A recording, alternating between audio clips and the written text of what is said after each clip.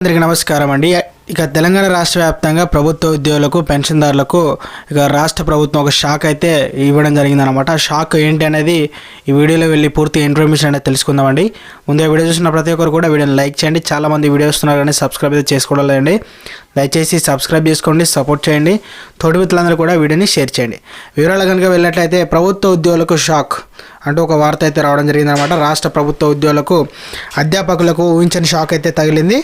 నాటి సీఎం అయితే కేసీఆర్ గారు ఇక రిటైర్మెంట్ పెంచగా వయసు అనేది పెంచగా దానికి తగ్గించాలని డిమాండ్ ఒక వ్యక్తిత్వం అవుతుందన్నమాట.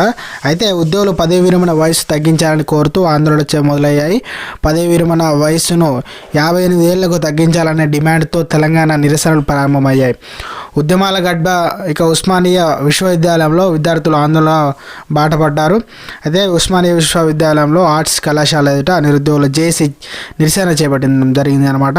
తక్షణమే ప్రభుత్వ ఉద్యోగుల పదవి విరమణ వయస్సును 61 సంవత్సరాల నుంచి 58 సంవత్సరాలకు తగ్గించాలని ఓయూ నిరుద్యోగ జేఏసీ అధ్యక్షులు ఇక డిమాండ్ చేయడం జరిగిందనమాట. గతంలో అధికారంలో ఉన్న బీఆర్ఎస్ ప్రభుత్వం రాష్ట్ర ప్రభుత్వ ఉద్యోగుల పదవి విరమణ వయస్సు 61 సంవత్సరాల నుంచి 62 సంవత్సరాలకు పెంచింది. అయితే ఉద్యోగులపై పని భారాన్ని పెంచిందని గుర్తు చేశారు.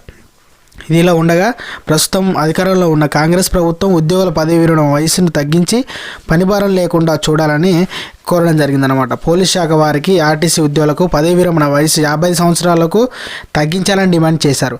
అయితే పదవి విరమణ వయసు తగ్గిస్తే ఏటా 9,000 ఉద్యోగాలు ఇక అదనంగా భర్తీ చేయవచ్చని వివరించారు. ప్రభుత్వం ఇక అనాలోచిత నిర్ణయంతో రాష్ట్రంలో నిరుద్యోగులనే మిగిలిపోయారని ఇక ఆవేదన వ్యక్తం చేశారు. అయితే వయోపరిమితి పెంచుకుంటూ పోతున్న కొద్దీ ఉద్యోగస్తుల ఆరోగ్య ఇక సహకరించక తీవ్ర ఇబ్బందులు అయితే గురవుతున్నారని ఇక నిరుద్యోగ జేఏసీ అధ్యక్షులు ఇక చెప్పడం జరిగిందనమాట. కాంగ్రెస్ ప్రభుత్వం వెంటనే పదవి విరమణ వయసును తగ్గించాలని డిమాండ్ చేశారు. అయితే లేకపోతే రాష్ట్ర వ్యాప్తంగా నిరుద్యోగులు ఇక అందరినీ ఏకం చేసి భారీ ఉద్యమం చేపడతామని ఇక ప్రభుత్వాన్ని ఉద్యోగులందరూ కూడా ఇక హెచ్చరించడం జరిగిందనమాట.